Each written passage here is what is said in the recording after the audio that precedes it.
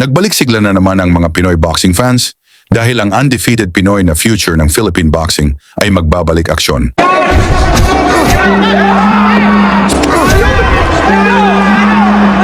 Walang iba kundi ang pambato ng Lagawi, Ifugao, si Carl James Martin. Binansagan siyang Wonder Boy dahil sa bilis at bagsik ng kanyang mga suntok.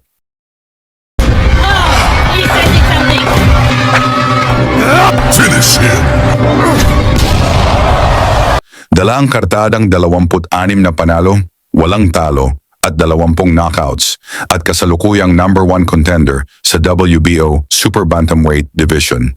Kung saan nagahari ang tinaguriang monster ng Japan, si Naoya Inoue. Ngayong October 29, 2025, muling sasalang si Martin sa harap ng mga Pinoy fans at makakaharap niya ang knockout artist mula Thailand, si Aran Depan.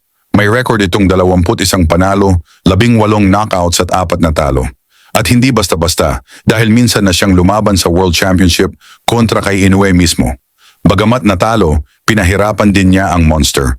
Lalo na marami ang nagdududa sa undefeated record ni Martin dahil bumagsak din ito sa isang laban kontra kay Baldonado. Bagamat naipanalo niya ng laban, dito nabisto din ang kanyang kahinaan.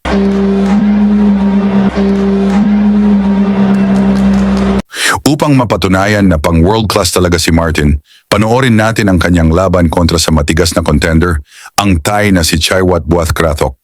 May 4 na panalo at 26 dito ay knockouts para sa WBO Global Super Bantamweight title. Sa pagbungad ng unang round agad na palitan ng mabibigat na suntok, parehong mabilis at parehong malakas. Chatoy Putatok is wearing the yellow and black for this time. James Martin entered the ring with his entourage, composed of elders, our elders sa Ifugao, councilors, wag po natin imaka, yung mga maunang mag-back dyan. That is a very sure. It's important, partner. This is patience. Pacing is important. James Martin is trying to size up Putatok. Baga sinasabi sa Filipino teaser from Thailand. So, Highlander. Both are known for their warrior mental, partner. Si Carl, like I always said, pag kino-cover natin siya, Carl James Martin could beat you in 2 ways. He could beat you by points, and he has the power to deliver that knockout. Exactly. No? And of course, Carl has been constantly evolving.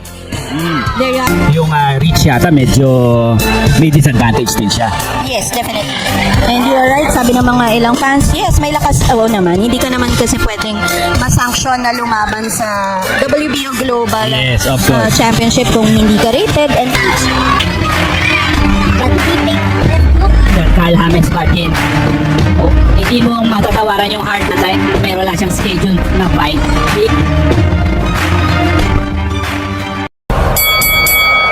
Round 3, nagsimulang bumomba ng solidong kombinasyon si Martin, pero matibay si Buathkrathok. Parang pader, gumaganti din ang mga patama.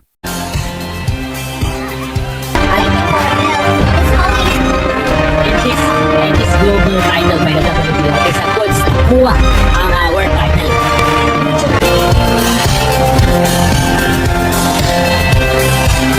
it's important, partner. This is a 12-round bout. It's important. Patience, pacing is important. Grab straight landed for Carl. Carl James Martin is trying to size up Putatok. Baga sinasabi sa Pilipino, tinatansya-tansya niya. And then, game plan niya yun ni Chatoy Putatok. A nice uppercut by the Carl James Martin. Oh!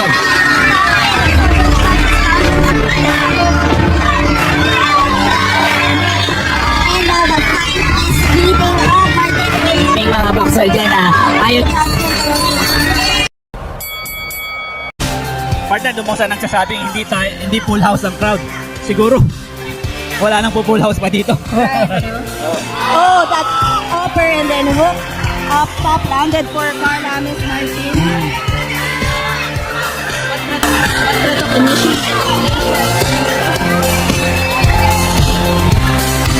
Meron nag-comment, parang pinagpag lang daw ng Thailander.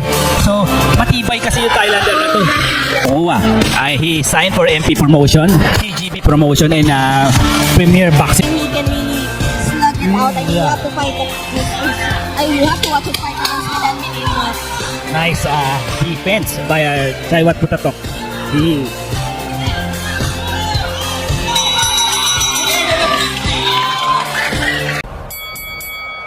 Round 5. Tuloy ang aksyon, walang nagpapatalo sa dalawang boxers, parehong palaban. To land that power punch. But what with that high guard just absorbs that punch and counters but that is a scoring punch. 4 to 5 punch combination is a scoring. as long as it lands. Yes, It has oh. to land. Touches the arms or the gloves. Although it doesn't land, it has the ability to weaken you. Nakakapagod yung partner kaya nung matamaan ka sa braso. Kahit pa gano'ng protect ka, pag natamaan ka pa ulit-ulit. Now, it really hurts. Na sumusuporta kay Oh, that's an hammer! Wow! Oh, wow! Martin with that uppercut! So the first one peso! And he spends his blood in the water, partner! Oh, wow! I think Martin is smelling blood right now. Smelling that uppercut that got through the ground! Wow! Oh, wow! He composed! Oh, wow! Hindi talaga yung Putatok, yung mga body. So ni Carl James Martin. And of course, we started... Oh, nice left by Martin.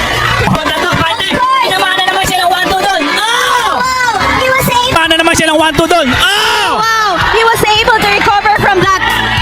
You punned by those punches and he is still standing, partner. Counters with... Oh, a little rubbery legs for Putatok right now. Bago natapos ang round, naalog ang Thai champion pero nakaligtas sa bell. There you have it. Oh, wow! Another punch that... Tama natin kung how he carried this fight. Round 6, dito na binuhos ni Martin ang matinding kombinasyon. Bagsak ang Thai champion, nakatayo pa pero halatang wala na sa tamang balansi, kaya itinigil ng referee ang laban.